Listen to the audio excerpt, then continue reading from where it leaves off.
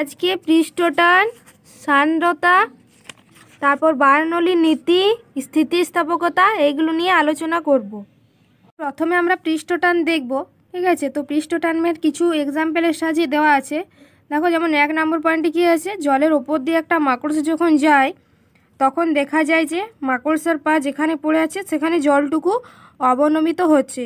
তো কেমন, যেমন দেখবে একটা রবারের চাদরের চারিদিকে টান টান করে আটকে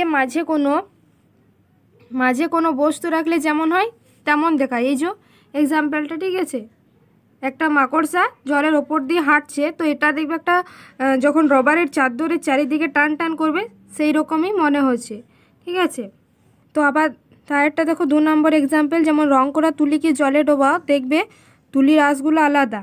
আবার তুলিকে জল থেকে তুলে আনো, দেখবে তুলির আঁশগুলো পরস্পরের সঙ্গে জড়িয়ে গেছে, ঠিক আছে। এই যে দেখবে তুমি যখন একটা জলের মধ্যে গ্লাসের জলের যে তুলিটা রয়েছে, ঠিক আছে, সে তুলিটার দেখবে কি হবে, সে আঁশগুলো মানে চারিদিকে ছড়ানো। আবার যখন তুলে নেবে তখন দেখবে একদিকে জড়ো হয়ে গেছে। তারপর দেখবে যেমন আমাদের মেয়েদের মাথার চুল যখন ডুবিয়ে রাখবে জলে তখন দেখবে গোটায় ছড়িয়ে যাবে, ঠিক আছে, চারিদিকে ছড়িয়ে যাবে। যখন আবার জল থেকে উঠিয়ে নেবে জড়ো হয়ে গোছ হয়ে গেছে, ঠিক আছে। আবার জল থেকে যখন ডোবাবে তখন দেখবে চারিদিকে খোলামেলা, মানে চুলটা ছড়িয়ে গেছে জলে। আবার যখন উঠিয়ে আবার যখন জল থেকে তুলবে চুলটাকে তখন দেখবে এক গোছ হয়ে রয়েছে, ঠিক আছে, মানে জড়ো হয়ে গেছে, সেটাই। তারপর 3 নম্বর এক্সাম্পল দেখো, বাটিতে জল নিয়ে জলের ওপর 1 ফোঁটা তেল দাও, দেখবে তেল জলের ওপর ছড়িয়ে যাচ্ছে, ঠিক আছে। এই সমস্ত ঘটনাগুলোই হচ্ছে পৃষ্ঠটানের এক্সাম্পল, ঠিক আছে। তো এই সব ঘটনার কারণ হচ্ছে তরলে পৃষ্ঠটান। এটা মনে রাখবে যে পৃষ্ঠটান ঘটনাটি শুধুমাত্র তরলের ক্ষেত্রেই প্রযোজ্য, ঠিক আছে। গ্যাসীয় পদার্থ, কঠিন পদার্থ এদের ক্ষেত্রে কিন্তু পৃষ্ঠটান হয় না। আমরা যে কোনো তরল পদার্থের ক্ষেত্রে আমরা পৃষ্ঠটান দেখতে পাব। এইরকম আরও অনেক এক্সাম্পল আছে। পরীক্ষার সাহায্যে কিছু পৃষ্ঠটান দেওয়া আছে, ঠিক আছে। পরীক্ষা করে দেখতে পারবো কীভাবে পৃষ্ঠটান হয়। দেখবে একটা সরু তার দিয়ে গোল আংটা করো, ঠিক আছে, যে কোনো সরু তার দিয়ে একটা গোল আংটা করবে। এই যে ছবিটা দেখতে পাচ্ছ, এই যে কালো রঙের বর্ডারটা, এটা একটা হচ্ছে আংটা। সে আংটাতে সাবান জল ডুবিয়ে তুলে আনো। তো দেখবে যখন আমরা সে বাবলস করি, ঠিক আছে, একটা রিংয়ের মধ্যে, তখন দেখবে বাবলস হয় না, সেইভাবে সাবান জল কিংবা শ্যাম্পু জলে ডুবিয়ে দিই, তখন দেখবে একটা কি স্বরের মতো হয়। ভেতরের মধ্যে একটা টানের আস্তরণ থাকে, ঠিক আছে। সে সাবান ফেনার একটা টান আস্তরণ থাকে ওই রিংটার ভেতরে, সেটাই। তো সেটাই বলছে, দেখবে আংটার মধ্যে একটা সাবানের পাতলা স্বর আটকে আছে। এবার একটা ছোট সুতোর ফাঁস তৈরি করো এবং সেটাকে সাবান জলে ডুবিয়ে আংটার স্বরের ওপর রাখো, ঠিক আছে। দেখবে ফাঁসটা এলোমেলো স্বরের ওপর যেভাবে রাখা হয়েছিল সেইভাবেই আছে। এবার একটা সরু ছুঁচের সাহায্যে ফাঁসের ভেতরের স্বরে ছিদ্র করো, দেখবে ফাঁসের ভেতরের স্বর অদৃশ্য হয়ে গেল এবং ফাঁসটা টান হয়ে গোল আকার ধারণ করলো। তো প্রথমে আমরা সাবান জলে এই যে রিংটাকে ডুবিয়ে দিলাম, ঠিক আছে, এবং ওই সাবান জলে কি করলাম, এই সুতোটাকেও ফেলিয়ে দিলাম, মানে যেমনভাবে, ঠিক আছে, একটা সরু সুতোর ফাঁস করলাম, সেই এলোমেলোভাবে ফেলে দিলাম। তারপর কি দেখব, ওই যে রিংটার মধ্যে সুতোটা যেমনভাবে ছিল সেরকমই রয়েছে, এই যে এলোমেলো হবে। তারপর কি দেখব, এই যে সুতোটা রয়েছে না, তার ভিতরে একটা ফুটো করে দেব, ঠিক আছে, পেন্সিল বা যে কোনো পিন দিয়ে ফুটো করে দেবো। তারপর কি হবে, এই যে সুতোটা এইভাবে টান হয়ে চারিদিকে কি হবে, গোল রিং আকার ধারণ করবে, ঠিক আছে। এই যে ভিতরে সুতোটা দেখো গোল আকার ধারণ করেছে, ঠিক আছে। এটার কারণ কি দেখো, প্রথমে কিন্তু যেমন ডুবিয়েছিলাম সাবান ফেনার মধ্যে রিংটার মধ্যে, ঠিক আছে, সেই রকমই ছিল। কারণ দেখো এটার ভেতর দিকে একটা চাপ পড়ছে, এই সুতোটার ভেতর একটা টান আছে এবং বাইরের দিকে একটা টান কাজ করছে, তাই কিন্তু সুতোর কোনো আকার পরিবর্তন হয়নি। যখনই আমি কি করলাম, সুতোটাকে মানে ফুটো করলাম আর কি, সুতোটার ভেতরে যখন ফুটো করলাম তখন তো জলটা চলে গেল, ঠিক আছে। তাহলে তখন জলটা ছিল না, তাহলে কি হলো দেখো বাইরের থেকে একটা টান পড়ে গেল, ভিতর দিকে আর কোনো টান কাজ করছে? কারণ সেই যে ভেতরে যে জলটা ছিল সেটা তো আর নেই, তাহলে যেহেতু ফাঁকা, তাহলে এবার বাইরের দিকে সে টানটা কাজ করছে। তবে সেই সুতোর যে নির্দিষ্ট আকার, ঠিক আছে, সে গোলাকার ধারণ করলো। তো সেটাই এক্সাম্পলে দেওয়া আছে, ঠিক আছে। এরকম ঘটনার কারণ কি? কারণ দেখো, এর কারণ হলো ফাঁসের ভেতরে যখন স্বর ছিল তখন ফাঁসের প্রতিটা বিন্দুতে ফাঁসের ভেতরের দিকে এবং বাইরের দিকে স্বরের পৃষ্ঠের সঙ্গে স্পর্শক বরাবর সমান বল ক্রিয়াশীল ছিল, ঠিক আছে। দুই দিকে টান বল কাজ করছিল, ঠিক আছে। ফলে এই দুটো সমান ও বিপরীতমুখী পরস্পর প্রশমিত করছিল, এই জন্য তখন ফাঁসটা এলোমেলোভাবে ছিল। এবার যখন ফাঁসের ভেতরে স্বরকে অপসারিত করা হলো, ঠিক আছে, শুধুমাত্র ফাঁসের বাইরের দিকে স্বর থাকার জন্য ফাঁসের ওপর প্রতিবিন্দুতে লম্বাভাবে বাইরের দিকে বল ক্রিয়াশীল হয়। আমরা জানি নির্দিষ্ট পরিসীমা বিশিষ্ট বিভিন্ন ক্ষেত্রের মধ্যে বৃত্তের ক্ষেত্রফল সবচেয়ে বেশি, ঠিক আছে। তাই ফাঁস বৃত্তাকার হওয়ার ফলে আংটা ও ফাঁসের মধ্যে স্বরের মুক্তপৃষ্ঠ ক্ষেত্রফল হয় সর্বনিম্ন। এর থেকে বোঝা যায় যে সর্বদা তার মুক্তপৃষ্ঠের ক্ষেত্রফল সংকুচিত করতে চায়, যার ফলে তরলের মুক্তপৃষ্ঠ সর্বদা একটা টান ক্রিয়া কাজ করে, ঠিক আছে, মানে একটা টান ক্রিয়া করে। তো যেটা আমরা বললাম, তো সেই এক্সাম্পলটাই যেটা আমি বললাম, ঠিক আছে, সেটাই কিন্তু এখানে বইতে দেওয়া আছে। মানে পৃষ্ঠটান কি? তার যে ক্ষেত্রফল, ঠিক আছে, তরলের যে ক্ষেত্রফল তাকে হ্রাস করতে চাইবে, ঠিক আছে, টান করতে চাইবে। তো সেটাই হচ্ছে পৃষ্ঠটান। এখানে দেখো পৃষ্ঠটানের সংজ্ঞাটা দেওয়া আছে। পৃষ্ঠটান কাকে বলে? এই যে তরল তার মুক্ত পৃষ্ঠের ক্ষেত্রফল সর্বদা হ্রাস করতে চায়। তরলের মুক্ত পৃষ্ঠের ক্ষেত্রফল ও সংকোচনের এই প্রবণতাকে আমরা পৃষ্ঠটান বলবো। দেখো এখানে আরেকটা এক্সাম্পল দেওয়া আছে ব্লেডের সাহায্যে। তো দেখো কি বলেছে এখানে, একটা দাড়ি কাটার ব্লেডকে খুব ধীরে জলে রাখা হলো, ঠিক আছে। দেখবে ব্লেডটা ভাসছে, আর ব্লেডটা যেখানে ভাসে সেখানে জল একটু অবনমিত হচ্ছে। এখানে তো প্লবতা নীতির প্রয়োগ করা হয়নি, তবে ব্লেডটা জলে ভাসছে কীভাবে? এখানে ব্লেড ও জলের বিভেদ দলে ক্রিয়াশীল পৃষ্ঠটানজনিত বলের লব্ধি ওপর দিকে ক্রিয়া করে ব্লেডের ওজনকে প্রশমিত করে, ফলে ব্লেড জলে ভাসে। এই যে চারিদিকে দেখো ব্লেডে একটা পৃষ্ঠটান বল কাজ করছে, যেখানে আমরা আলগাভাবে আলগাভাবে জলের পাত্রতে তুমি ব্লেডটাকে রাখবে, ঠিক আছে, আলগাভাবে রাখবে, দেখবে ব্লেডটা ভাসছে। এবং দেখবে যে তরলটা বা জলের মধ্যে যখন রাখবে একটা টান বল কাজ করছে, ঠিক আছে, চারিদিকে দেখবে একটা টান টান ভাব থাকে জলের, সেটা হচ্ছে পৃষ্ঠটান। দেখো এই যে চারিদিকে দেখো পৃষ্ঠটান বল এবং পৃষ্ঠটান বলের লব্ধি। তো দেখো এটা এভাবে কাজ করছে, ঠিক আছে, চারিদিকে কিন্তু এই পৃষ্ঠটান বলটি কাজ করছে, মানে যেখানে ব্লেডটিকে রাখবে সেখানে একটু টান বল কাজ করছে, ঠিক আছে। তারপর দেখবে বৃষ্টির ফোঁটা, সেটাও কিন্তু একটা পৃষ্ঠটানেরই এক্সাম্পল। দেখবে যখন মেঘ থেকে বৃষ্টি পড়ছে তখন কিন্তু দেখবে গোলাকার। আমরা কখনো দেখেছি যে বৃষ্টির যে বিন্দু, ঠিক আছে, বা বৃষ্টির ফোঁটা যাই বলো, তো সেটা দেখেছি আমরা যে বর্গাকার বা আয়তাকার, আমরা দেখেছি গোলাকার। সবসময় বৃষ্টির ফোঁটা গোলাকার কেন?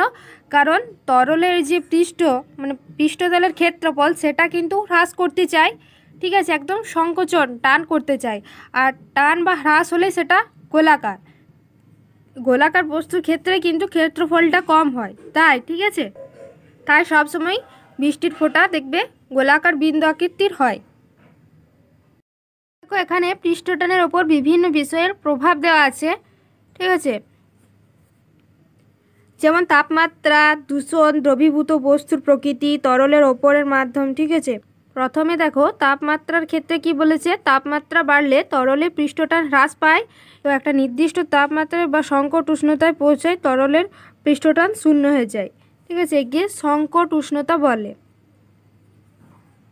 তো তাপমাত্রা বাড়লে পৃষ্ঠটান কমবে এবং তাপমাত্রা কমলে পৃষ্ঠটান বাড়বে। দেখবে দুধকে যখন অত্যাধিক তাপমাত্রায় ফুটবে, ঠিক আছে, ফুটতে শুরু করবে, তখন দুধ কিন্তু ফুটবে, তারপর কিছুক্ষণ পরে যখন ঠান্ডা করবে দুধের মধ্যে একটা স্বরের আস্তরণ হয়, তবে যেটা টান বল কাজ করে, ঠিক আছে, সেটা একটা পৃষ্ঠটানের এক্সাম্পল। দুধের মধ্যে যে ওপরের পৃষ্ঠে একটা ক্ষেত্রফল রয়েছে সেখানে কিন্তু একটা টান কাজ করছে, ঠিক আছে, সেটা হচ্ছে পৃষ্ঠটান। মানে স্বরের যে আস্তরণটা পড়ছে, ঠিক আছে, স্বরের আস্তরণটা পড়ার পরে দেখবে একটা স্বরের আস্তরণ পড়ার ফলে একটা টান কাজ করে। তারপর দেখবে যখন স্যুপ, কোনো কিছু স্যুপ খায় না, তো সেই স্যুপ যখন দেখবে ঠান্ডা হয়ে যায় সেটার টেস্ট আসে না। এবং যখন গরম করি, ঠিক আছে, অত্যাধিক তাপমাত্রায় গ্যাসে বা চুলায় গরম করি, তারপর সেটা গরম অবস্থায় যখন খাই, ঠিক আছে, একটু গরম অবস্থায় খায়, তখন দেখবে একটু টেস্ট আসে। কেন? কারণ এই যে স্যুপের মধ্যে অণু রয়েছে, ঠিক আছে, আণবিক আকর্ষণ বল আলগা হয়ে যায় এবং চারিদিকে ছড়ায়। তো এই স্যুপের মধ্যে যে সকল পদার্থ রয়েছে এবং আণবিক যে আকর্ষণ বল সেটা কিন্তু আলগা হয়ে যায়, গরম করলে সেগুলো আলগা হয়ে যায়, ঠিক আছে। ফলে কিন্তু চারিদিকে স্যুপের মধ্যে যে বিভিন্ন পদার্থ রয়েছে চারিদিকে ছড়িয়ে যায় এবং যেটা খায় জিভের মধ্যে একটা টেস্ট আসে। এবং ঠান্ডা করার স্যুপ যদি ঠান্ডা হয়ে যায় তখন কিন্তু সেই টেস্টটা আসে না, কারণ সেই অণু রয়েছে, অণুর বলগুলো কিন্তু আকর্ষণ বেঁধে যায় আবার, ঠিক আছে। যেমন আলগা হয়ে গিয়েছিল গরম অবস্থায়, ঠান্ডা অবস্থায় কিন্তু সে একই রকমভাবে জোটবদ্ধ হয়ে যায় এবং স্যুপের কোনো টেস্ট আসে না এবং সে অণু বা স্যুপের মধ্যে পদার্থগুলো এক জায়গায় হয়ে যায়, চারিদিকে আর ছড়ায় না। এরপর দেখব দূষণের ক্ষেত্রে কি তরল পৃষ্ঠ কোনো বস্তু দ্বারা দূষিত হলে পৃষ্ঠটানের পরিবর্তন হয়, ঠিক আছে। যেমন জলের ওপর তেল বা চর্বি যখন ফেলা হয় তখন পৃষ্ঠটান হ্রাস পায়। দেখবে ঠান্ডা জলের মধ্যে যদি একটু তেল বা চর্বি ফেলে দাও তখন কিন্তু জলের যে পৃষ্ঠ টানটা সেটা কমে যাবে।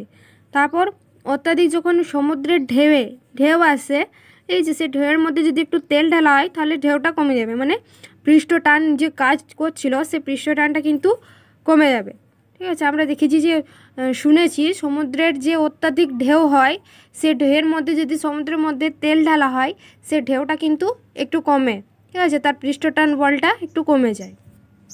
তারপর দ্রবীভূত বস্তুর প্রকৃতি, তরল কি ধরনের বস্তুতে দ্রবীভূত আছে তার ওপরের পৃষ্ঠটান নির্ভর করে। জলের মধ্যে যদি অজৈব পদার্থ থাকে তাহলে পৃষ্ঠটান বেড়ে যাবে, ঠিক আছে, তরলের পৃষ্ঠটান বা জলের পৃষ্ঠটান বেড়ে যাবে। এবং জলের বা তরলের মধ্যে যদি জৈব পদার্থ দ্রবীভূত থাকে তাহলে পৃষ্ঠটান কমে যাবে, ঠিক আছে, জল বা তরলের পৃষ্ঠটানটা কমে যাবে। জৈব পদার্থ থাকলে পৃষ্ঠটান কমবে এবং অজৈব পদার্থ থাকলে পৃষ্ঠটান বাড়বে। এরপর তরলের ওপরের মাধ্যম কি বলেছে, তরলের মুক্ত পৃষ্ঠের ওপরের মাধ্যমের ওপরও পৃষ্ঠটান নির্ভরশীল। যেমন সাধারণ তাপমাত্রায় জলের ওপর শুষ্ক বায়ু থাকলে জলের পৃষ্ঠটান প্রায় 72 হয়, ঠিক আছে। ওই একই উষ্ণতায় জলের ওপর জলীয় বাষ্প থাকলে জলের পৃষ্ঠটান কমে যায় প্রায় 79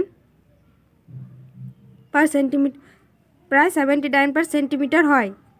তো জলের উপরিতলে বা জলের ওপরে যদি শুষ্ক বায়ু থাকে তাহলে কিন্তু পৃষ্ঠটান বেশি হয়, ঠিক আছে। আর জলের উপরিতলে শুষ্ক বায়ু চেয়ে জলীয় বাষ্প যদি থাকে তাহলে দেখবে পৃষ্ঠটান কিন্তু শুষ্ক বায়ুর থেকে একটু কম হয়, ঠিক আছে, 79 হয়। তো এর ওপরও কিন্তু নির্ভরশীল পৃষ্ঠটান। তো এগুলোই হচ্ছে পৃষ্ঠটানের এক্সাম্পল, ঠিক আছে। তো এগুলোই হচ্ছে পৃষ্ঠটানের কিছু সংকেত, ঠিক আছে। পৃষ্ঠটান কাকে বলে? তরল তার মুক্তপৃষ্ঠের ক্ষেত্রফল সর্বদা হ্রাস করতে চায়। তরলের মুক্তপৃষ্ঠের ক্ষেত্রফলের সংকোচনের এই প্রবণতাকে আমরা পৃষ্ঠটান বলবো, ঠিক আছে। পৃষ্ঠটান শুধুমাত্র তরলের ক্ষেত্রেই প্রযোজ্য, গ্যাসীয় বা কঠিন পদার্থে প্রযোজ্য নয়, ঠিক আছে, শুধু তরলের ক্ষেত্রেই প্রযোজ্য। উদাহরণ কি? যেমন বৃষ্টির ফোঁটা, ঠিক আছে, সবসময় কি তার মুক্তপৃষ্ঠের ক্ষেত্রফল সংকোচন করতে চায়, আর সংকোচন করলে সেটা গোলাকার, ঠিক আছে, গোলাকার ক্ষেত্রফলে সব থেকে কম হয়, ঠিক আছে, তাই কম করতে চাই। নাহলে বর্গাকার আয়তাকারও তো হতে পারে, তাহলে সেটা হয় না কেন? কারণ তার যে পৃষ্ঠতল সেটা হ্রাস করতে চায় সবসময় তরল। তারপর যেমন জলের ওপর দিয়ে মাকড়সা হাঁটা, রং করা তুলিকে জলে ডোবা এবং তুলে নেওয়া, ঠিক আছে, এক্সাম্পলটাও দেখলাম, ডুবিয়ে দিলে চারিদিকে ছড়িয়ে যাচ্ছে আঁশগুলো এবং যখন তুলে নিচ্ছি মানে একখানে জড়ো হয়ে যাচ্ছে। তারপর কি দেখলাম, জলের মধ্যে এক ফোঁটা তেল দিলে, ঠিক আছে, তেল দিলে জল তেলে ছড়িয়ে যায়। মানে তুমি দেখবে একটা পাত্রের মধ্যে জল নেবে এবং তার মধ্যে যদি এক ফোঁটা তেল ঢালো চারিদিকে ছড়িয়ে যাবে, ঠিক আছে, সেটাও কিন্তু একটা এক্সাম্পল। তো যে কোনো কম্পিটিটিভ এক্সামের ক্ষেত্রে কিন্তু এই এক্সাম্পলগুলোর সাহায্যে কিন্তু এমসিকিউ আসতে পারে, ঠিক আছে। বৃষ্টির ফোঁটা এক ধরনের পৃষ্ঠটান না সান্দ্রতা না স্থিতিস্থাপকতা না ইয়ং গুণাঙ্কের এক্সাম্পল, তখন তোমরা কি লিখবে? পৃষ্ঠটান, ঠিক আছে, আমরা জানি যে বৃষ্টির প্রোডাক্টটা পৃষ্ঠটানের এক্সাম্পল। তো এইভাবে কিন্তু এই উদাহরণ থেকে কিন্তু এমসিকিউ আসে বেশি। এরপর দেখবো সান্দ্রতা বা ভিসকোসিটি। তো সান্দ্রতা কাকে বলে? যে ধর্মের জন্য প্রবাহিতার পাশাপাশি দুটো স্তরের আপেক্ষিক বেগ হ্রাস করতে চায় তাকে আমরা সান্দ্রতা বলবো। ঠিক আছে, তো প্রবাহের ধর্মকে কাজে লাগিয়ে কিন্তু সান্দ্রতা হয়। সান্দ্রতা তরল আর গ্যাসীয় ক্ষেত্রেই প্রযোজ্য, ঠিক আছে, কঠিন ক্ষেত্রে প্রযোজ্য নয়। প্রবাহের ক্ষেত্রেই মাত্র সান্দ্রতা বল কাজ করে। প্রবাহী কোনগুলো? যেমন তরল আর গ্যাসীয়, এগুলো প্রবাহিত হয়। আর আমরা পৃষ্ঠটানটা কি দেখলাম? শুধুমাত্র তরলের ক্ষেত্রেই প্রযোজ্য। ঠিক আছে, পৃষ্ঠটান গ্যাসীয় এবং কঠিন ক্ষেত্রে প্রযোজ্য নয়, তরল ক্ষেত্রে প্রযোজ্য। আর সান্দ্রতা তরল আর গ্যাস ক্ষেত্রে প্রযোজ্য, কঠিন ক্ষেত্রে প্রযোজ্য নয়। তো সান্দ্রতা বল হচ্ছে এক ধরনের ঘর্ষণ বল।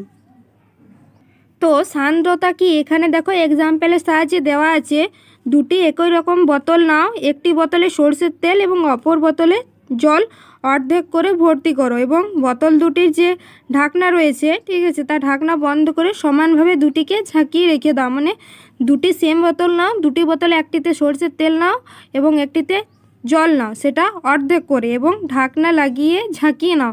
একবার যেমন ঝাঁকিয়ে নেয়, তো এই ঝাঁকিয়ে নেওয়ার ফলে কি দেখবে? সরষের তেলের আন্দোলন জলের আন্দোলনের আগে থেমে গেছে এবং সরষের তেলের সান্দ্রতা জলের সান্দ্রতার তুলনায় বেশি হওয়ায় এই ঘটনা ঘটে। এই সঙ্গে ঘনত্বের কিন্তু কোনো সম্পর্ক নেই। মানে তুমি দুটোই একসঙ্গে ঝাঁকাবে, দেখবে সরষের তেলের দুটি একসঙ্গে ঝাঁকিয়ে রাখবে, কিছুক্ষণ পর দেখবে সরষের তেলের আন্দোলনটা, ঠিক আছে, সরষের তেলের যে বোতলটি তার আন্দোলনটা আগে থেমে গেছে জলের থেকে, কারণ সরষের তেলের সান্দ্রতা বল বেশি। যার ঘর্ষণ বল বেশি, মানে যে বেশি থেমে যাবে, তার সান্দ্রতা বল বেশি কাজ করবে। জলের থেকে সরষের তেলের সান্দ্রতা এখানে বেশি, কারণ সরষের তেল বোতলটি মানে আগে থেমে গেছে, ঝাঁকানোর দুটো একসঙ্গে ঝাঁকানো হয়েছে কিন্তু থেমেছে সরষের তেল আগে, তাহলে তার সান্দ্রতা বল বেশি কাজ করছে। কারণ ঘর্ষণ বল যেখানে, সেখানে কিন্তু বেশি থামবে, মানে থেমে যাবে, আর সেটাই হিসেবে সান্দ্রতা। এখানে সান্দ্রতার সঙ্গে কিন্তু ঘনত্বের কোনো সম্পর্ক নেই। তো ঘনত্ব ও সান্দ্রতার মধ্যে দেখো পার্থক্য রয়েছে। কোনো তরলের ঘনত্ব আমরা জানি ভর বাই আয়তন, আর সান্দ্রতা হলো গতিশীল তরলের ধর্ম। এর জন্য গতিশীল তরলের বিভিন্ন স্তরের মধ্যে এক ধরনের বাধা কাজ করে। ঠিক আছে, এক ধরনের ঘর্ষণ বল যাকে বলে, সেটা হচ্ছে সান্দ্রতা। 2 নম্বর কি? তাপমাত্রা পরিবর্তনের সঙ্গে তরলের ঘনত্বের কিন্তু সামান্য পরিবর্তন হয়। ঠিক আছে, ঘনত্বের পরিবর্তন সামান্যই হয় তাপমাত্রার ক্ষেত্রে। আর সান্দ্রতার ক্ষেত্রে কি? তুলনামূলকভাবে তাপমাত্রা পরিবর্তনের সঙ্গে সান্দ্রতা খুবই বেশি মাত্রায় পরিবর্তিত হয়। সান্দ্রতা যেহেতু তরল ও গ্যাসীয় উভয় ক্ষেত্রেই প্রযোজ্য, তাই তরলের ক্ষেত্রে সান্দ্রতা মানে উষ্ণতা বা তাপমাত্রা বাড়লে সান্দ্রতা কমবে এবং উষ্ণতা বা তাপমাত্রা কমলে সান্দ্রতা বাড়বে। আর গ্যাসীয় পদার্থের ক্ষেত্রে উষ্ণতা বাড়লে সান্দ্রতা বাড়বে এবং উষ্ণতা কমলে সান্দ্রতা কমবে। এটা হচ্ছে একটা ইম্পর্টেন্ট লাইন। বিভিন্ন প্রবাহের এক্সাম্পল দেওয়া আছে। এই প্রবাহের ক্ষেত্রে সান্দ্র বল কাজ করে। তো এই যে দেখতে পাচ্ছ, জাহাজটি জলের মধ্যে যাচ্ছে এবং মাছ যখন জলের মধ্যে ভাসে, এইগুলো এক ধরনের মাকু আকৃতির। ঠিক আছে, এই মাকু আকৃতির গড়ন থাকে, তাই এটাকে আমরা ধারারেখ প্রবাহ বা শান্ত প্রবাহ নাম দেব। তো এই যে ধারারেখ প্রবাহ বা শান্ত প্রবাহ রয়েছে, এর সংজ্ঞাটা রয়েছে। তারপর আছে অশান্ত প্রবাহ, তারপর আছে প্রান্তীয় বেগ, এই যে প্রান্তীয় বেগ, তারপর যেমন তরল প্রবাহের হার, এইগুলোর উপর কিন্তু সান্দ্র বল কাজ করে। তো ধারারেখ প্রবাহ বা শান্ত প্রবাহ কাকে বলে? প্রবাহিত হওয়ার সময় প্রবাহ পথের প্রত্যেক বিন্দুতে প্রবাহীর বেগের মান ও অভিমুখ যদি সবসময় অপরিবর্তিত থাকে, মানে কোনো পরিবর্তন হয় না, ঠিক আছে, তাহলে সেই প্রবাহকে আমরা ধারারেখ প্রবাহ বা শান্ত প্রবাহ বলবো। মানে কোনো জিনিস প্রবাহিত হচ্ছে এবং কোনো মান বা অভিমুখ একদিকেই যাচ্ছে, কোনো পরিবর্তন হয়নি, চারিদিকে পরিবর্তন হয়নি। এই যে এখানে এক্সাম্পল দেওয়া আছে, এ থেকে ভি এ একটা বিন্দু, বি থেকে ভিবি, সি থেকে ভিসি, এইভাবে একই অভিমুখে যাচ্ছে এবং একই মান অভিমুখে যাচ্ছে, কোনো পরিবর্তন হয়নি। সেটা হচ্ছে ধারারেখ প্রবাহ বা শান্ত প্রবাহ। ধারারেখ প্রবাহের ক্ষেত্রে প্রবাহীর কোনো কোণা যে পথ বরাবর গতিশীল হয় তাকে ধারারেখা বলে। এবার দেখব অশান্ত প্রবাহ কাকে বলে। প্রবাহিত হওয়ার সময় প্রবাহপথে যে কোনো বিন্দুতে প্রবাহীর বেগের মান ও অভিমুখ যদি এলোমেলোভাবে পরিবর্তিত হয় তাহলে সেই ধরনের প্রবাহকে অশান্ত প্রবাহ বলবে। এই যে মানে কোনো গতিতে একটা নির্দিষ্ট গতিতে প্রবাহিত হচ্ছে, প্রবাহপথে তার দেখো মান এবং অভিমুখ পরিবর্তন হচ্ছে এলোমেলোভাবে, প্রতি সেকেন্ডেই বা প্রতি মিনিটেই পরিবর্তিত হচ্ছে, সেটাই হচ্ছে অশান্ত প্রবাহ। তারপর রয়েছে প্রান্তীয় বেগ।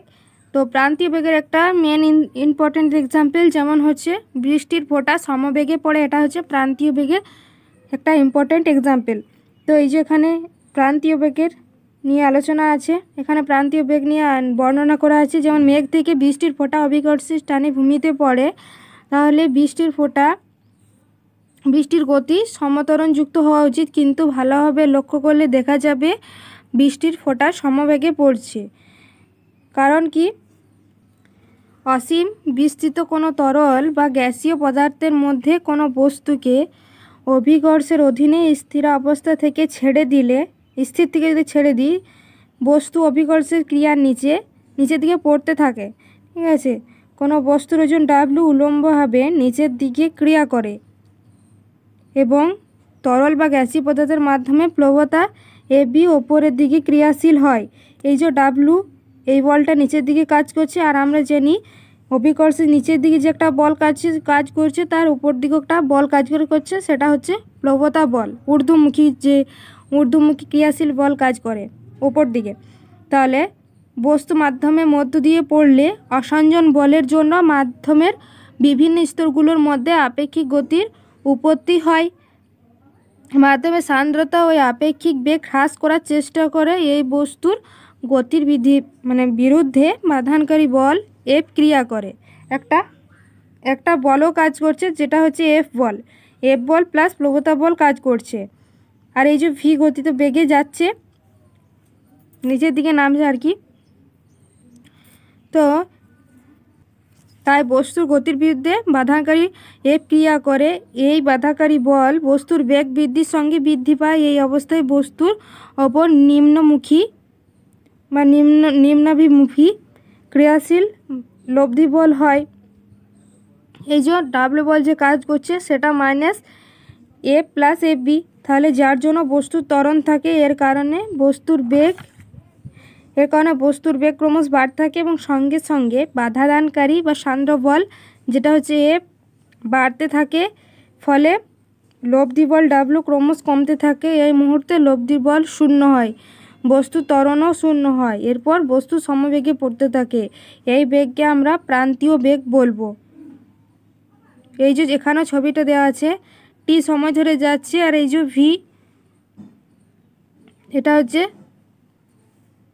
তো দেখো এখানে ছবিটা বেগ সময় লেখচিত্র। প্রথমে আস্তে আস্তে সমতরণে যাচ্ছিল, বেগ বাড়ছিল, ওপর থেকে যখন নিচের দিকে পড়ে তখন ডাব্লু আস্তে আস্তে তখন ডাব্লু বল কমতে থাকে এবং এফ প্লাস সান্দ্র বল প্লাস প্লবতা বল কাজ করছে এবং আস্তে আস্তে দেখো বস্তু সমতরণ থেকে সমবেগে হয়ে গেল।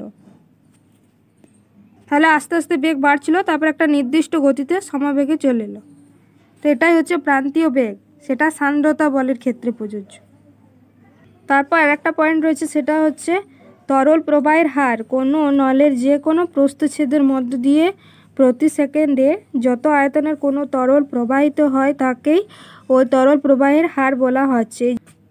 কোনো প্রস্থচ্ছেদের মধ্য দিয়ে প্রতি সেকেন্ডে যতটা আয়তনের কোনো তরল প্রবাহিত হয় তাকে তরল প্রবাহের হার বলা হচ্ছে। এ প্রস্থচ্ছেদ বিশিষ্ট একটা লম্বা নলের মধ্য দিয়ে ভি স্থির বেগে একটা তরল প্রবাহিত হচ্ছে। নলের যে কোনো প্রস্থচ্ছেদের মধ্য দিয়ে প্রতি সেকেন্ডে যে আয়তনে তরল প্রবাহিত হয় তার মান হলো ভি দৈর্ঘ্য বিশিষ্ট ও এ প্রস্থচ্ছেদের একটা চোঙের আয়তনের সমান। সুতরাং ওই নলের মধ্য দিয়ে তরল প্রবাহের হার হচ্ছে এ ভি। এই যে এ ক্ষেত্রফল বিশিষ্ট একটা নল এবং ভি বেগে যাচ্ছে একটা স্থির গতিতে, তাহলে এটা হচ্ছে তরলের প্রবাহের হার। তো প্রতি সেকেন্ডে যে আয়তনের তরল প্রবাহিত হচ্ছে সে আয়তনের তরল এই যে নলটির ক্ষেত্রফলের সমান, এই ক্ষেত্রফলের সমান এই তরলটি প্রবাহিত হচ্ছে ততটা জুড়ে কিন্তু নলটিও রয়েছে, নলটির ক্ষেত্রফল এবং প্রতি সেকেন্ডে যে তরলটি প্রবাহিত হচ্ছে তার ক্ষেত্রফলের সমান এবং ভি বেগে তরল প্রবাহিত হচ্ছে। তো এটাই হচ্ছে তরল প্রবাহের হার। তো সান্দ্রতা কাকে বলে কি দেখলাম, যে ধর্মের জন্য প্রবাহিতার পাশাপাশি দুটো স্তরের আপেক্ষিক বেগ হ্রাস করতে চায় সেই ধর্মই হলো সান্দ্রতা। সান্দ্রতা তরল ও গ্যাসীয় পদার্থের ক্ষেত্রে প্রযোজ্য আমরা দেখলাম। তো এখানে উদাহরণে দেখো, প্রথমে দেখলাম জল, তারপর সরষের তেল, জল সরষের তেল, তারপর মধু, আলকাতরা। তো এদের মধ্যে তো দেখো কার সান্দ্রতা বল বেশি, তো জল তাড়াতাড়ি প্রবাহিত হবে, তার থেকে একটু কম সরষের তেল, তার থেকে একটু কম হচ্ছে মধু, তার থেকে আলকাতরা। তো আলকাতরা অনেকটাই গাঢ়ত্ব বেশি এবং ঘনর ক্ষেত্রে আলকাতরা বেশি ঘন, তারপর মধু, তারপর সরষের তেল, তারপর জল। ঠিক আছে, তো এদের মধ্যে কে তাড়াতাড়ি প্রবাহিত হবে, জল, আর আলকাতরা সব থেকে কম প্রবাহিত হবে। তাহলে আমরা জানি যেটা সব থেকে কম প্রবাহিত হবে মানে ধীর গতিতে প্রবাহিত হবে সেটা হচ্ছে সান্দ্রতা বল বেশি কাজ করবে। ঠিক আছে, মানে সেখানে সান্দ্রতা বল এবং বা ঘর্ষণ বল বেশি কাজ করবে। তাহলে জলের থেকে সরষের তেলের সান্দ্রতা বেশি, আবার সরষের তেলের থেকে মধুর সান্দ্রতা বেশি, সরষের তেলের থেকে মধু সান্দ্রতা বেশি, আবার মধুর থেকে আলকাতরা সান্দ্রতা বল বেশি। তাহলে আলকাতরা সব থেকে ধীর গতিতে যাচ্ছে, তাহলে আলকাতরা সান্দ্রতা বল সব থেকে বেশি, জলের সব থেকে কম, কারণ জল তাড়াতাড়ি প্রবাহিত হচ্ছে আর যেটা ধীর গতিতে প্রবাহিত হবে তার সান্দ্রতা বেশি কাজ করবে। তো এটাই হচ্ছে একটা ইম্পর্টেন্ট এক্সাম্পল। ঠিক আছে, এরপর দেখবো বার্নৌলির নীতি। তো বার্নৌলির নীতি কি? গণিতবিদ বার্নৌলি আদর্শ প্রবাহী ধারারেখ প্রবাহের ক্ষেত্রে শক্তি সংরক্ষণ নীতির ভিত্তিতে যে সূত্র প্রতিষ্ঠা করেন তাই হচ্ছে বার্নৌলির নীতি। তো নীতিটা কি? আদর্শ প্রবাহীর ধারারেখ প্রবাহের ক্ষেত্রে ধারারেখার যে কোনো বিন্দুতে প্রতি একক আয়তনের প্রবাহী গতিশক্তি, স্থিতিশক্তি ও চাপ শক্তি সমষ্টি ধ্রুবক হয়। এটাই হচ্ছে বার্নৌলির নীতি। ঠিক আছে, তো কি আদর্শ প্রবাহী ধারারেখ প্রবাহের ক্ষেত্রে ধারারেখার যে কোনো বিন্দুতে প্রতি একক আয়তনের প্রবাহীর গতিশক্তি, স্থিতিশক্তি ও চাপ শক্তি সমষ্টি ধ্রুবক হয়। তাহলে দেখো শক্তি সংরক্ষণ সূত্র থেকে বলা যায় শান্ত প্রবাহের ক্ষেত্রে মোট যান্ত্রিক শক্তি সবসময় ধ্রুবক থাকে।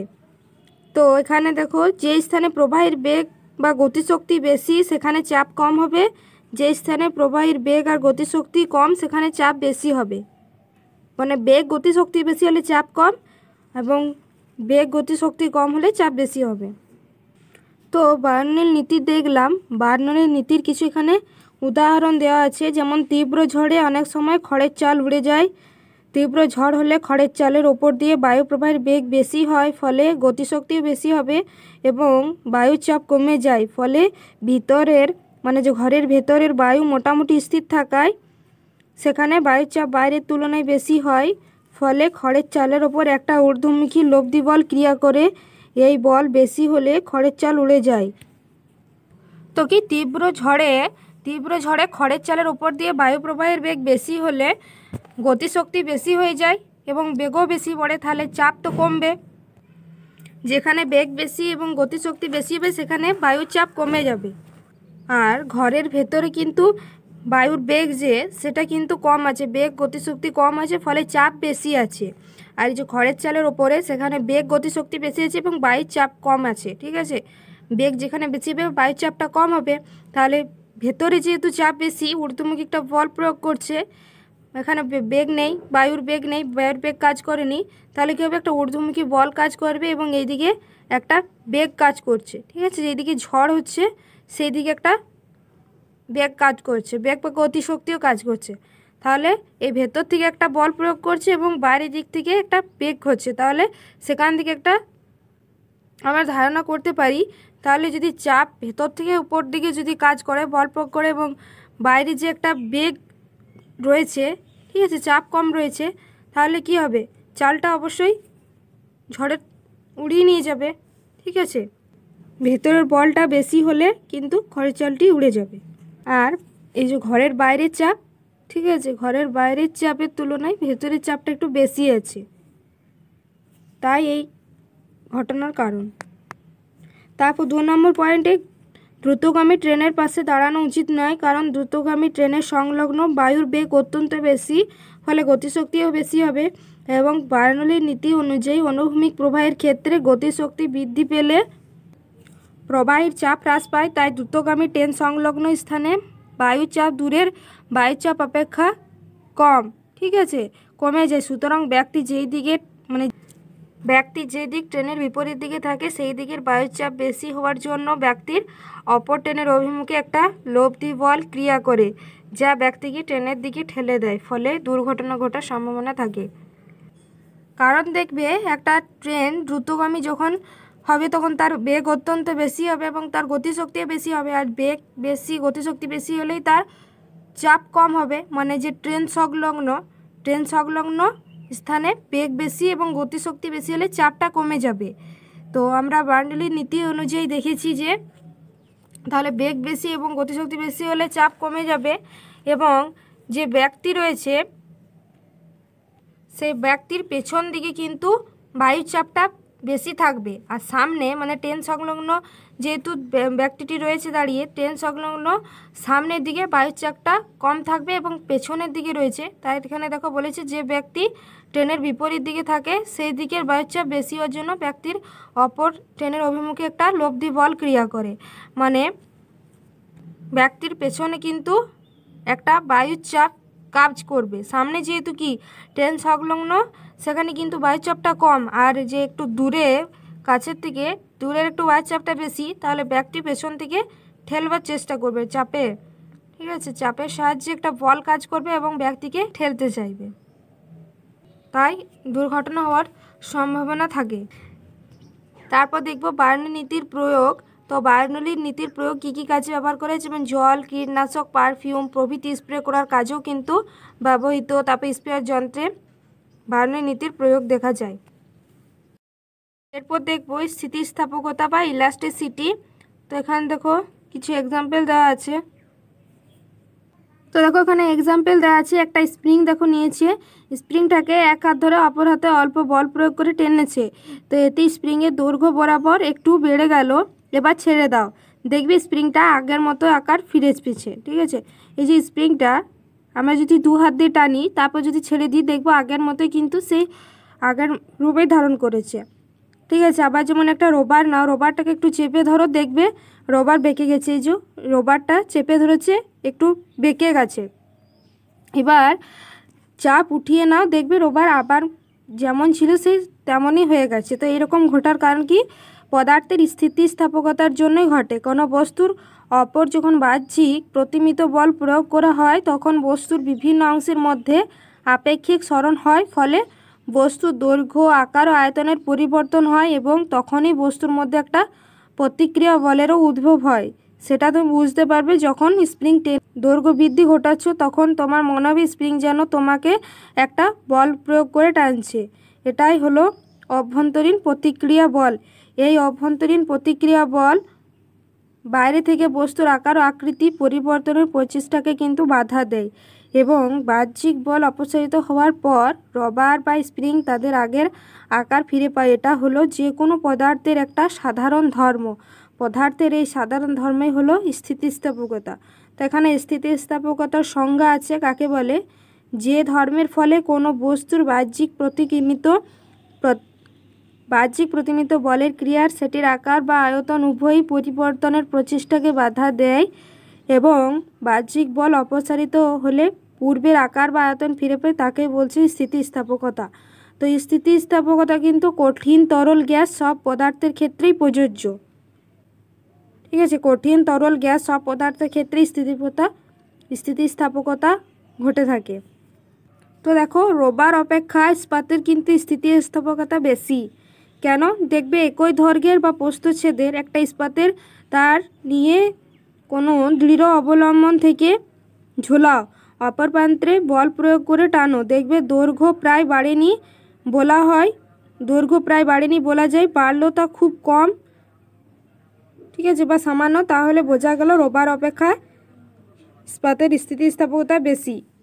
তো একটা ইস্পাতের তারকে তুমি যদি ঝুলিয়ে অপর প্রান্তে বল প্রয়োগ করে টানো, তুমি দেখবে যে ওই যে তারটি সেটি কিন্তু মানে যে স্প্রিংটা লম্বা করে টানছিলাম, রবারটা একটু আকার হচ্ছিল, মানে রবারটা একটু বেঁকে যাচ্ছিলো, কিন্তু এই তারটির কিন্তু কোনো পরিবর্তন হয়নি, ঠিক আছে, মানে বাড়েওনি, আকার আয়তন কিছুই পরিবর্তন হয়নি। তাহলে এর স্থিতিস্থাপকটা বেশি, যেমন আয়তন যেমন আকার সেই একই রকমই আছে। আর এই রবার তারপরে স্প্রিং এগুলো আমরা নিজের থেকে টেনে বড় করছিলাম, ঠিক আছে, তারপর আস্তে আস্তে কিন্তু নিজের যে আকার আয়তন সে ধর্মে ফিরে গেছে। একে করেছিলাম কিন্তু ইস্পাতে তারটিকে করার ফলে কোনো বাড়েওনি লড়েওনি, ঠিক আছে, বাড়েওনি নড়েওনি, তাহলে এটার স্থিতিস্থাপকতা বেশি, সে তারটি নিজের ধর্মেই আছে। এরপর রয়েছে স্থিতিস্থাপকতা সীমা কাকে বলে না, প্রযুক্ত বলে যে সীমা পর্যন্ত বল অপসারণের পর বিকৃত বস্তু আবার পূর্বের আকার আয়তন ফিরে পায় তাকে স্থিতিস্থাপক সীমা বলে। আবার স্থিতিস্থাপক বস্তু কাকে বলবো, বাহ্যিক প্রতিমিত বলের যে কোনো মানের, ঠিক আছে, বলের যে কোনো মানের জন্য প্রযুক্ত বল অপসারণের পর বিকৃত বস্তু যদি পূর্বের আকার বা আয়তন সম্পূর্ণভাবে ফিরে পায় তাহলে তাকে পূর্ণ স্থিতিস্থাপক বস্তু বলবো। তো এটা হচ্ছে পূর্ণ স্থিতিস্থাপক বস্তু, মানে আকার ও আয়তন সম্পূর্ণভাবে ফিরে পাবে, আগে যেমন ছিল সেই রকমই সম্পূর্ণ ফিরে পাবে, সেটাই হচ্ছে সম্পূর্ণ স্থিতিস্থাপক বস্তু। তো কী কী বিষয়ের ওপর স্থিতিস্থাপক নির্ভর করে, যেমন 1 নম্বর পয়েন্টে হচ্ছে অপদ্রব্য মেশানো কোনো ধাতুর স্থিতিস্থাপকতা বিশুদ্ধ ধাতুর তুলনায় আলাদা হয়, ঠিক আছে। তারপর 2 নম্বর পয়েন্ট হচ্ছে বারবার বিকৃত করা হলে কোনো বস্তুর উপাদানের স্থিতিস্থাপকতা হ্রাস পায়। 3 নম্বর পয়েন্টটা হচ্ছে উষ্ণতা বাড়লে বেশিরভাগ ধাতুরই স্থিতিস্থাপক হ্রাস পায়। আবার উষ্ণতা বৃদ্ধিতে ইনভারের স্থিতিস্থাপকতার কোনো পরিবর্তন হয় না বললেই চলে। উষ্ণতা বৃদ্ধির ফলে ইনভারের স্থিতিস্থাপকতা অপরিবর্তনীয়, ঠিক আছে, কোনো পরিবর্তন হয় না, কিন্তু এমনি যে সকল ধাতু আছে সেইগুলো উষ্ণতা বৃদ্ধির ফলে স্থিতিস্থাপকতা হ্রাস পায়। তারপর বিকৃতি কাকে বলে সংজ্ঞা দেওয়া আছে, বাইরে থেকে প্রযুক্ত প্রতিমিত বলের প্রভাবে কোনো স্থিতিস্থাপক বস্তুর বিভিন্ন অংশের মধ্যে আপেক্ষিক সরণ হয়, যার ফলে বস্তুর আকার ও আয়তন উভয়ই পরিবর্তন হয়, একে আমরা বিকৃতি বলবো। বাইরে থেকে যদি আমরা একটা বল প্রযুক্ত করি, প্রতিমিত বল, ঠিক আছে, সেখানে স্থিতিস্থাপক বস্তুর বিভিন্ন অংশের মধ্যে আপেক্ষিক সরণ ঘটবে এবং আকার আয়তন পরিবর্তন হয়, সেটা হচ্ছে বিকৃতি। তো বিকৃতি মানে আমরা কি জানি, বস্তুর দৈর্ঘ্য আকার বা আয়তনের পরিবর্তন বা হচ্ছে বস্তুর প্রাথমিক দৈর্ঘ্য আকার বা আয়তন, তো দুটোই দেখো সমজাতীয় রাশির অনুপাত হয়ে যাচ্ছে, দুটোই দৈর্ঘ্য আকার আয়তন আর নিচেও রয়েছে প্রাথমিক দৈর্ঘ্য আকার আয়তন, তাহলে এটা যদি বিকৃতি দুটো সমজাতীয় রাশির অনুপাত একই, তাই বিকৃতির কোনো এককও নেই, মাত্রাও নেই। এরপর রয়েছে পীড়ন, বাইরে থেকে প্রতিমিত বল প্রয়োগ করলে স্থিতিস্থাপকতার জন্য বস্তুর মধ্যে একটা অভ্যন্তরীণ প্রতিক্রিয়া বলের উদ্ভব হয় যা বাহ্যিক বলের বিরুদ্ধে কাজ করে এবং বাহ্যিক বল অপসারণের পর বস্তুর আকার বা আয়তন ফিরে পেতে চেষ্টা করে। বস্তুর তলের প্রতি একক ক্ষেত্রফলের উদ্ভূত এই প্রতিক্রিয়া বলকেই পীড়ন বলবে। তো পীড়নের ক্ষেত্রে কি, বাইরে থেকে প্রতিমিত বল প্রয়োগ করলে স্থিতিস্থাপকতার জন্য বস্তুর মধ্যে কিন্তু একটা অভ্যন্তরীণ প্রতিক্রিয়া বলের উদ্ভব হবে যা বাহ্যিক বলের বিরুদ্ধে কাজ করবে এবং বাহ্যিক বল অপসারণের পর বস্তুর আগের আকার আয়তন ফিরে পাবে, ঠিক আছে, ফিরে পেতে চেষ্টা করবে। বস্তুর তলের প্রতি একক ক্ষেত্রফলের উদ্ভূত এই প্রতিক্রিয়া বলকে পীড়ন বলবো। তো পীড়ন কি, এই যে নিউটনের তৃতীয় সূত্র অনুযায়ী ক্রিয়া প্রতিক্রিয়া সমান ও বিপরীত, তাই বস্তুর তলের প্রতি একক ক্ষেত্রফলের ওপর প্রযুক্ত বল দ্বারা পীড়ন পরিমাপ করা হয়। তো আমরা পীড়ন মানেই চাপ জানি, তাহলে পীড়ন ইকুয়াল টু প্রযুক্ত বল বাই প্রস্থচ্ছেদের ক্ষেত্রফল। ঠিক আছে, মানে চাপ আর পীড়ন একই, চাপ মানে জানি প্রযুক্ত বল বাই ক্ষেত্রফল, তো সেই একই। তো সিজিএস এবং এসআই পদ্ধতিতে চাপের যা একক মাত্রা পীড়নের ক্ষেত্রেও সে একই হবে। সিজিএস পদ্ধতিতে ডাইন পার সেন্টিমিটার স্কোয়ার এবং এসআই পদ্ধতিতে নিউটন পার মিটার স্কোয়ার। ঠিক আছে, পীড়নের মাতৃ সংকেত ml to the power -1 T to the power -2, যে চাপের যে মাতৃ সংকেত সেটাই। এরপর দেখবো হুকের সূত্র। হুকের সূত্রতে কি বলেছে, স্থিতিস্থাপক সীমার মধ্যে পীড়ন ও বিকৃতি সমানুপাতিক। এটা হচ্ছে হুকের সূত্র, মানে স্থিতিস্থাপক সীমার মধ্যে কিন্তু পীড়ন আর বিকৃতি সমানুপাতিক। তো পীড়ন সমানুপাতিক বিকৃতি, বা এটা লিখতে পারি পীড়ন বাই বিকৃতি, ঠিক আছে, ইকুয়াল টু ধ্রুবক। এই ধ্রুবককে বস্তুর উপাদানের স্থিতিস্থাপক গুণাঙ্ক বলবো। তারপর রয়েছে ইয়ং গুণাঙ্ক। ইয়ং গুণাঙ্ক কি, এমন একটা বস্তু বিবেচনা করা হলো যার দৈর্ঘ্য তুলনায় অন্য মাত্রাগুলো যেমন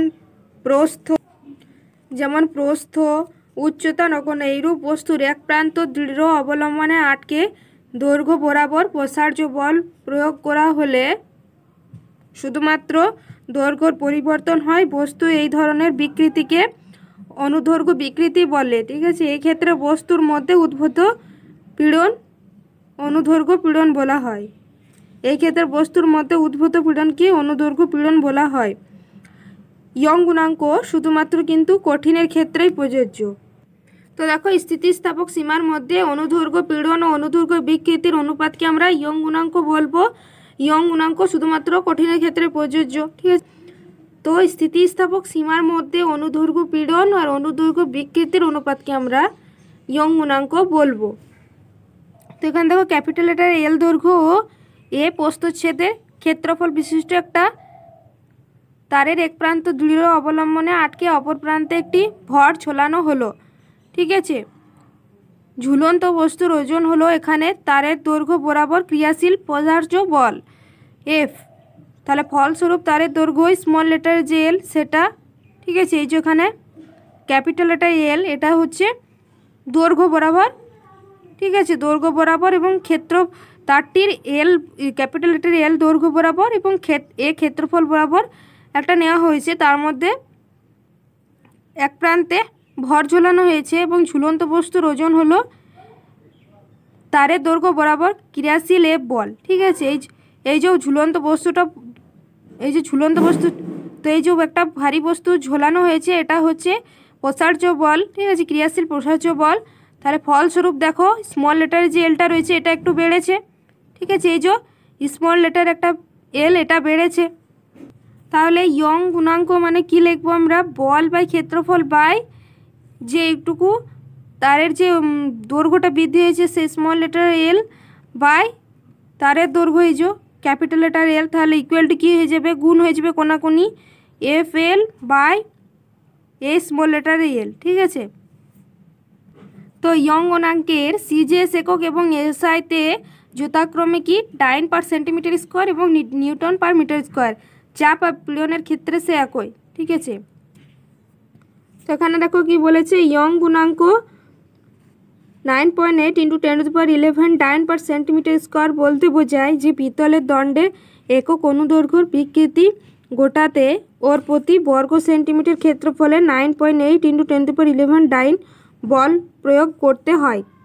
আর একটা ইম্পর্টেন্ট লাইন, যেটা হচ্ছে স্থিতিস্থাপক সীমার মধ্যে প্রসার্য বল এবং দৈর্ঘ্য বৃদ্ধির সমানুপাতিক। এই যে স্প্রিংয়ের একক দৈর্ঘ্য বৃদ্ধির জন্য প্রয়োজনীয় বলকে স্প্রিংয়ের বল ধ্রুবক বলা হচ্ছে। ঠিক আছে, তো এখানে দৈনন্দিন জীবনে স্থিতিস্থাপকতার কিছু এক্সাম্পল দেওয়া আছে। দেখো, ভঙ্গুরতা, প্রসার্যতা, নমনীয়তা, ভঙ্গুরতা, প্রসার্যতা, তারপর নমনীয়তা। ঠিক আছে, এইগুলো। তো দেখো, ভঙ্গুরতা কি, যে পদার্থ যত কম আঘাতে ভাঙে যায় তারা ভঙ্গুরতা তত বেশি। ঠিক আছে, এই হিসেবে কাচের ভঙ্গুরতা লোহার তুলনায় অনেক বেশি, কারণ কাঁচ কম আঘাতে ভেঙে যায়, লোহা কিন্তু কম আঘাতে ভাঙে না। ঠিক আছে, তো সেটাই বলেছে যে কম আঘাতে যত তাড়াতাড়ি ভাঙবে সেটাই হচ্ছে ভঙ্গুরতা। তাহলে লোহার থেকে কাঁচ বেশি ভঙ্গুরতা। তারপর প্রসার্যতা কি, যে পদার্থ যত কম বল প্রয়োগে লম্বা করা যায় অর্থাৎ ছিঁড়ে যায় না এবং স্থায়ী বিকৃতি ঘটে, সেই পদার্থের প্রসার্যতা তত বেশি হবে। ঠিক আছে, সেই পদার্থের প্রসার্যতা তত বেশি হবে। এই হিসেবে তামার প্রসার্যতা তামার প্রসার্যতা সীসার তুলনায় অনেক বেশি, যার জন্য ইলেকট্রিক তার তামা দিয়ে তৈরি হয়, সীসা দিয়ে নয়। তাহলে তামার প্রসার্যতা সীসার তুলনায় কেন বেশি? কারণ কম বল প্রয়োগে লম্বা হবে। ঠিক আছে, সীসার থেকে বেশি লম্বা হবে কম বল প্রয়োগে।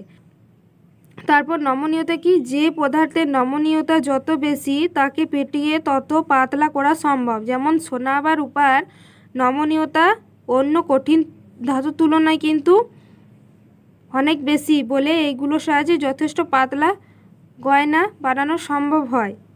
ঠিক আছে, মানে যত বেশি পিটিয়ে পাতলা করা সম্ভব। ঠিক আছে, তাই দেখবে সোনার গহনা, তারপর